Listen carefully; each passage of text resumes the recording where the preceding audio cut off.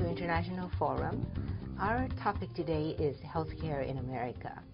In the upcoming election, presidential election in 2008, healthcare is the top, #1 most important domestic issue to Americans. I'm pleased to welcome back today to our program Uwe Reinhardt, the international renowned health economist and health policy expert, to help us think through some of the issues with our much troubled healthcare system. Professor Reinhardt is the James Madison Professor of Political Economy and Professor of Economics at Princeton University.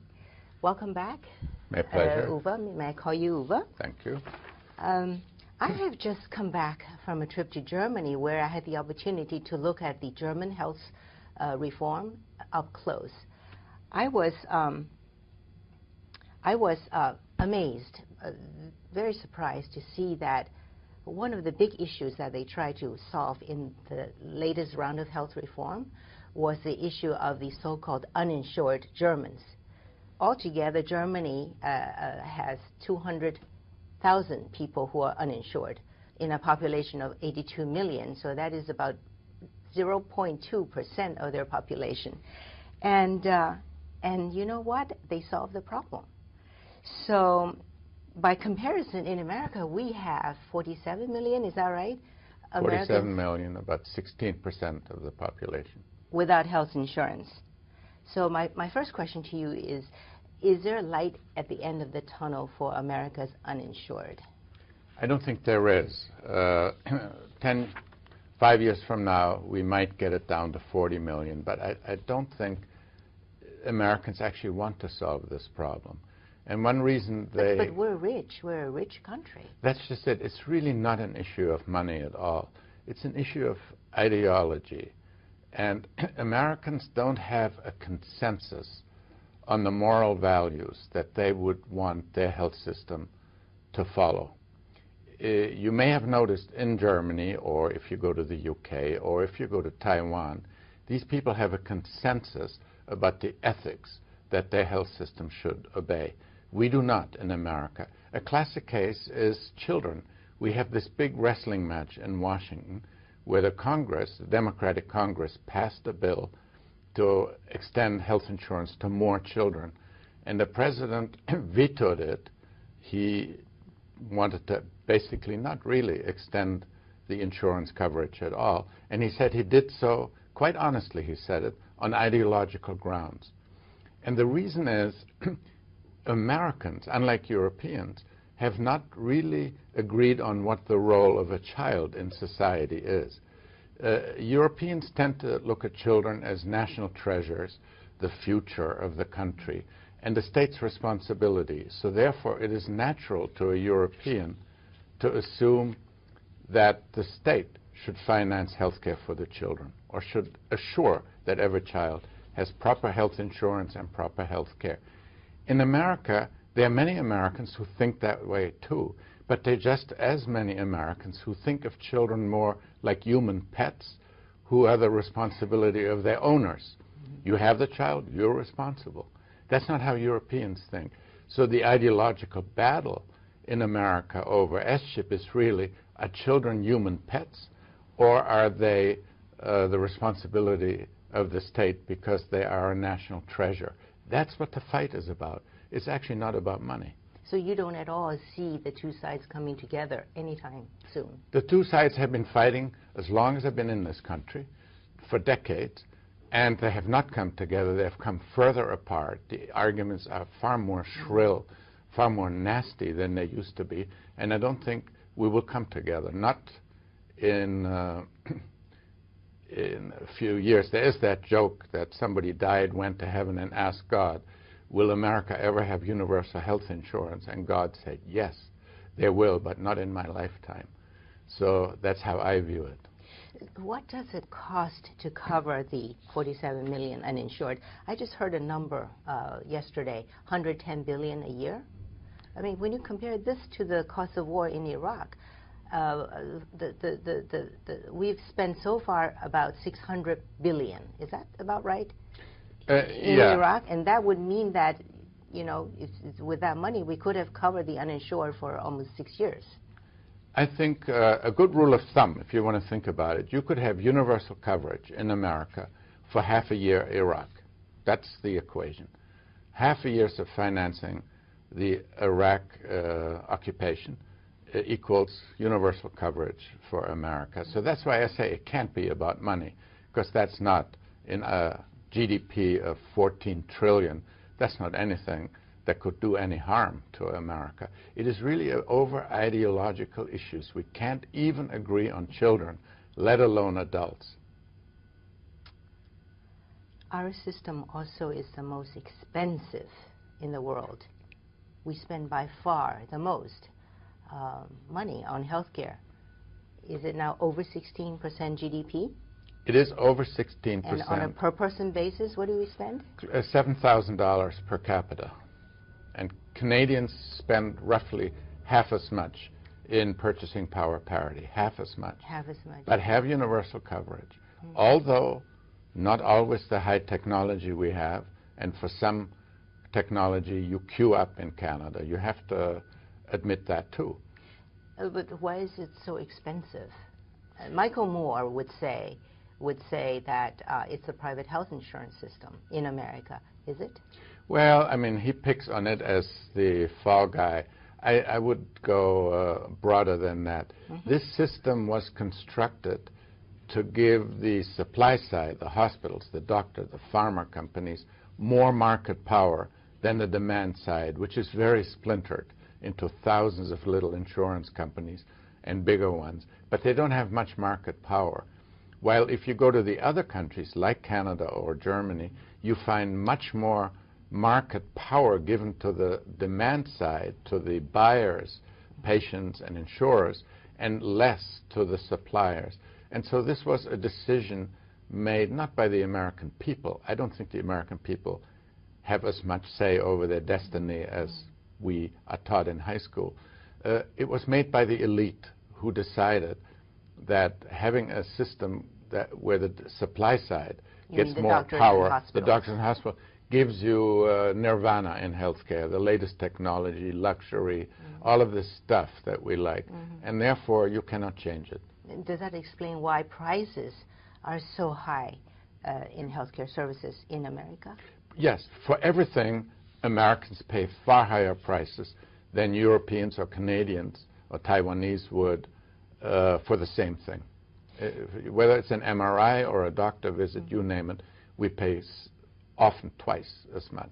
Many people ask the question, can we afford this very high-cost healthcare system, or can we afford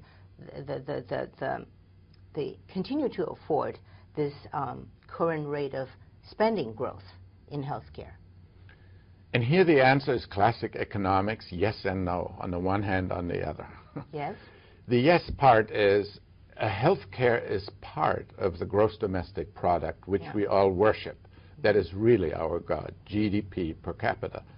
And so healthcare is part of it, and if you can't manufacture cameras or computers, you got to do something. And one thing we are good at is healthcare. So it's a valuable product that does not constitute a drag. Yes, we could afford it. What is problematic is that in America, close to half of all healthcare is financed through public budgets. And in their wisdom, state governments, federal government, and sometimes municipalities, but less so. But it's mainly the states and the federal government. You're talking about the Medicaid and Medicare Medicaid, programs. Medicare, and then, of course, for the military and the Veterans Administration. That adds up to close to 50%.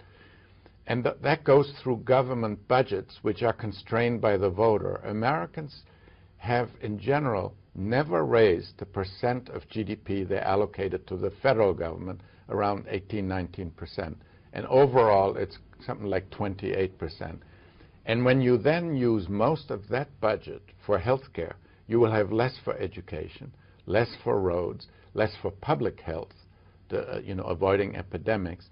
And then you can say, this is dangerous. If you chew up a given fixed budget for one item, then you don't have enough to educate, for instance, all the immigrant children, the smartest thing to do would in fact be to educate them, not to send them back, because we're short of bodies in America. The smart thing to do would be to educate these kids, but we don't have the money. Talk a little bit about your famous rule, the Reinhardt rule, that healthcare spending usually far exceeds our growth in GDP, and that so some point down the road we may not be able to afford healthcare the way it's run.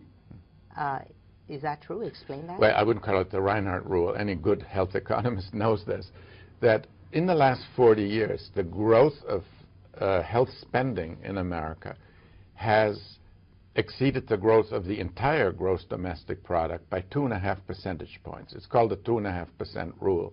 So in other words, you're saying that if GDP growth is, say, 4% a year, healthcare spending will grow 6.5%. Okay. And it's a rule that's sort of held, not year to year, but in the long run.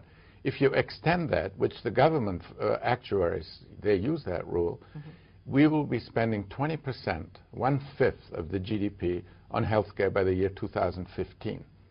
If you then extend it to 2050, we'll be spending 38, close to 40% of the GDP. And that doesn't seem likely. If you go to 2100, it'll be close to 80%. I always said a kid will have king-size beds from coast to coast, made by the Japanese, 2 Americans with MD degrees in it, giving each other checkups, and that's the GDP. So we're not going to do this. Something will have to break within the next 20 years. Are we getting our money's worth for the health care that we get, for those of us fortunate enough to get health care? The assessment of economists is that overall, healthcare creates enormous value in terms of added life and added quality of life, because in the end, that's what people care more about than having a nice car or a flat-screen television, is their health, their mobility, and to be able to enjoy life. And in terms of added value, quality-adjusted life years, healthcare has been unbelievably value-yielding on average. Now, that doesn't mean that at the fringes we don't finance an enormous amount of waste. We do in healthcare, that's well known. Of course, we do in the military, too. We produce tanks so heavy that can't go over bridges. I mean, there's all this nonsense there. And in education, we have a lot of waste. Too, even at Princeton University, I could point out waste. So the healthcare has its share of waste, but overall it's one of the most wonderful sectors of the American economy. Well, all right, but I dug up some facts here which I'd like to get your views on them. The United Kingdom, for example, it's a single-payer country. Many Americans think that that's socialized medicine, and these long waiting lines is not something Americans want. But in the UK, people are judged healthier than the Americans. This is according to a paper published in the prestigious New England Journal of Medicine earlier this year. When you look at their health spending, they spend 8.3% GDP, and we spend over 16% of GDP. And on a per-person basis, England spends $2,724, and we spend, you just said, $7,000. Yeah. So that's fact number one. Fact number two: there's a Commonwealth Fund, a nonpartisan think tank in New York. They have a 6-country study that concluded that despite having the most costly health system in the world, the United States consistently underperforms on 5 out of the 6 dimensions of performance relative to other countries. And these dimensions are quality, access, efficiency, equity, and healthy lives. And there's more. Another group, National Women's Law Center, came out with a study just in October 2007 that says that the state of women's health is poor nationwide. And infant mortality remains unchanged since 3 years ago, 2004. And black women have higher rates of breast cancer than all the other races combined. And number of uninsured women is going up, and percent of women who are obese increased in all 50 states. Your comment. And we have, not only did the infant mortality rate not change, but we have one of the highest, more babies die in America than in Canada or England. According to the CIA fact book, I guess they checked out their facts, our infant mortality rate is on par with Cuba's. So actually slightly lower, but who knows whether the Cubans report this, honestly. But the issue is this. The health system alone isn't totally responsible for the health status of people. So the British health system, I think, for the money they spend, is far more efficient than ours. Less luxurious, to be sure. They spend more on primary care, catching stuff early, less on tertiary care. But and that makes a difference in the health status of the population. That could make. But the other thing is, the American economy is one that visits endless insecurity on people. People here are extremely insecure and stressed. They don't have health insurance. They lose it with their job. They can get structured and thrown out of work anytime the company gets merged. Living in a highly competitive society such as ours, performance geared, is so stressful that even the kids are binge drinking. I mean, why do college kids binge drink? And the answer is they're stressed beyond belief from the competition. If you constantly throw people into such a competitive environment, we produce a lot of GDP, but a lot of stress and with it ill health. So a policy people think much of the fact that we are less healthy in the US than Canadians are, although they spend only half as much, cannot be blamed on the health system. Partly, yes, maybe some of it, but the bulk of it is lifestyle, and part of that has to do with the stress of American life. It is not really a tranquil life. It's rough. As I listened to you, I just remembered something.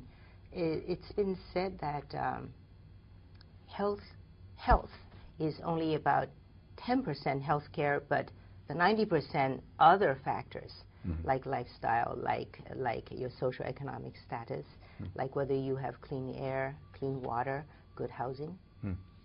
Well, yeah. I mean, one thing you may have noticed when you went to Germany, did you find a whole lot of obese people walking in the street? I must say no, you I don't, do not. Right? No. You simply do. Of course not in Asia, but I myself, surprised when I go there. But it's happening too. They may just be behind. They're behind, but yeah. we are the leaders in that. And that is due to fast food.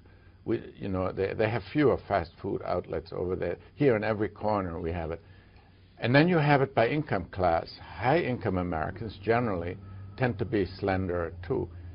Part of the problem of obesity is that very often low-income people have two jobs.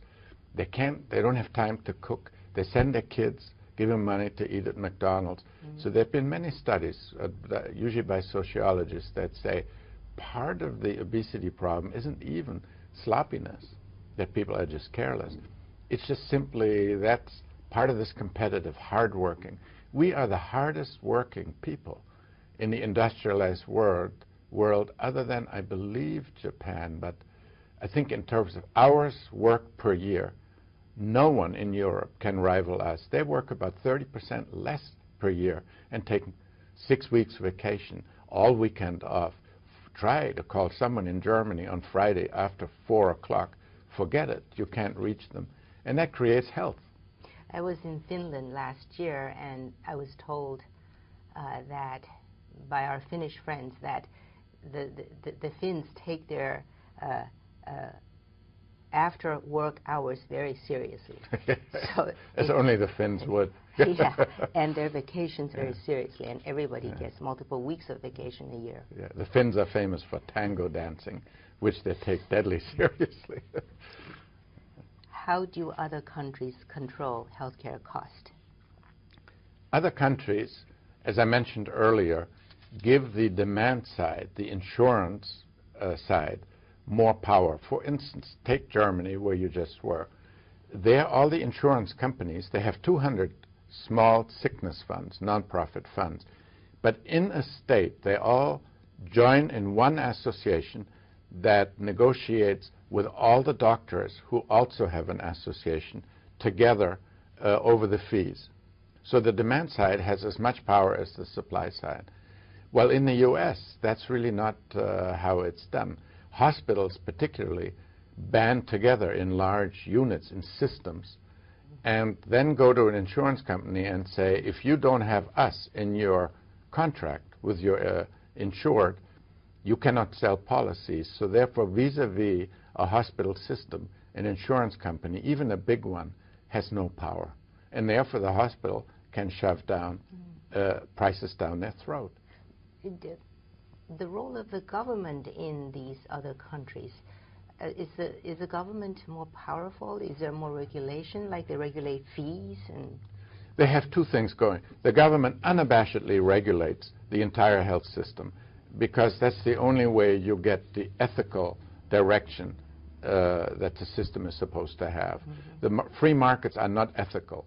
They may be whatever they do, but they cannot obey ethics. In a free market, poor people are the losers and rich people get everything. I mean, that's how markets work. Therefore, they say we cannot use free markets other than under strict regulation, which is what Germany, under this reform, is actually doing. They will have competition, but under tight government regulation. And this is what ultimately you need. The latest proposal from the Committee of Economic Development, developed with the help of Alan Enthoven, a good friend, is basically, again, to have tightly regulated competition, more on the German model, but one shall see. What is the problem here? Well, first of all, Americans grow up to hate their government. That's really not true in other countries. And secondly, you cannot buy politicians retail in other countries. You have parliamentary system, and campaign financing, as we know, is unknown. You cannot purchase the goodwill of an individual congressman. As we do here. As we do here. Yeah. You know, here you buy the hearts and minds of senators and congressmen retail. One by one. One by one. You can't do that there. And these congressmen, their goodwill is bought by the supply side. What about the question or problem that the healthcare system, the providers, doctors and hospitals, they really so far have not been held accountable for what they do. The doctors and hospitals get paid for whatever services they render, regardless of what happens, the outcomes. Yeah. But recently I've seen data about European countries. They're beginning to look at this thing called cost effectiveness. In other words, if I as insurer buy something from you, the doctor and hospitals, I want to know that it is cost effective, it's worth my money. Right. And if it's not, they're now talking about getting the money back from the providers.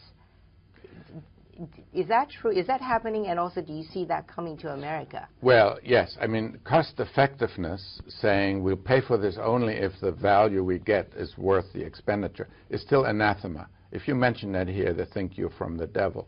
But I give physicians in this country about 10 more years of this freewheeling style, because think about the setup we have. We have a hospital, like Princeton Hospital here, which is a free workshop for the doctors. They're affiliated. They don't own it. They're not employed. They go in there. They can tell a nurse, do this, do that, do that. In other words, they can cause the hospitals to have cost, but they're not accountable. They don't work there. They don't care, nor do they know about the hospital's budget. They don't know anything about this. So there is research. I happen to be the chair of the New Jersey Commission on Rationalizing New Jersey Healthcare, and I had a friend, Jack Wenberg, run off some numbers, say, how much does it cost in the last 2 years of life of Medicare patients in different New Jersey hospitals?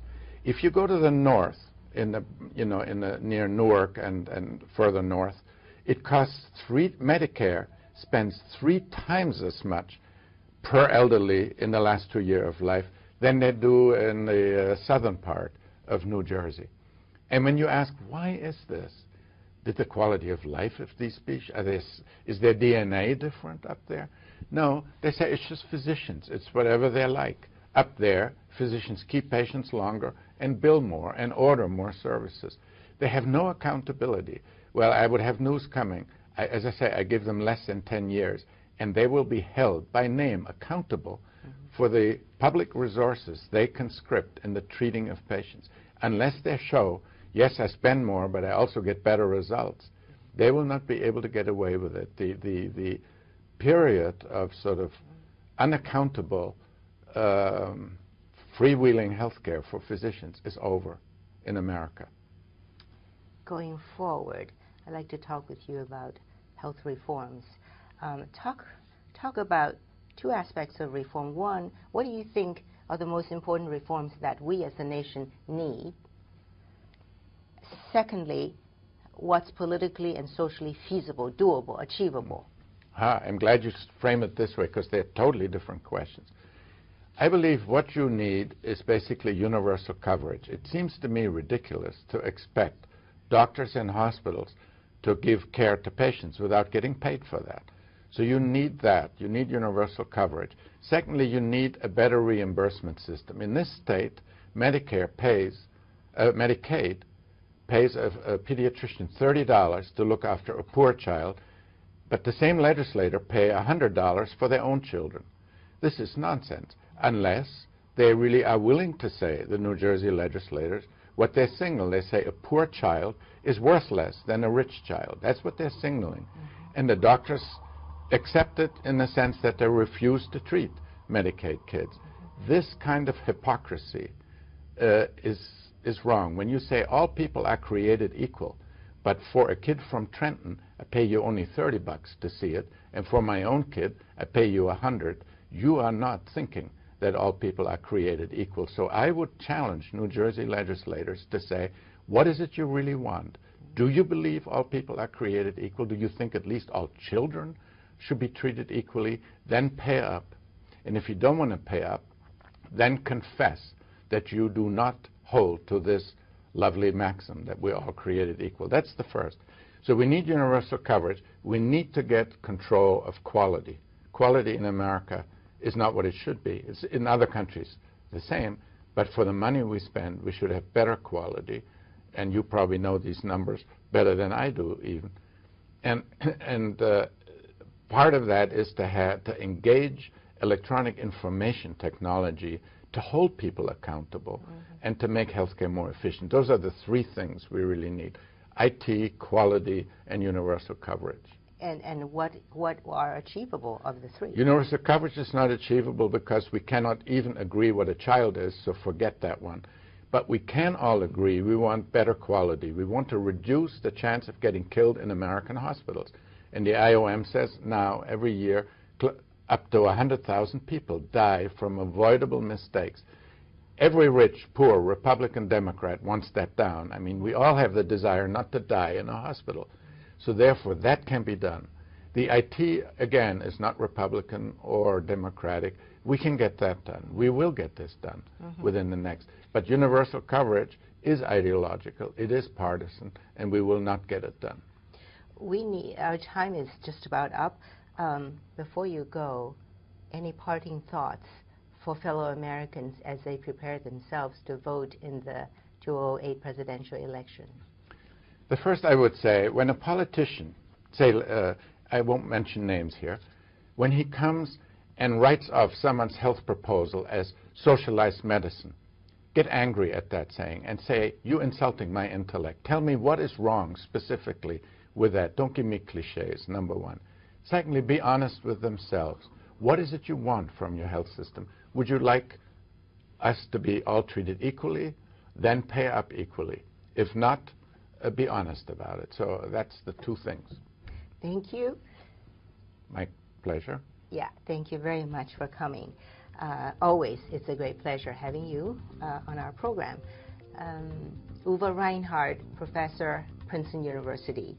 I'm Mei Chang for International Forum. Thank you for watching, and see you next time.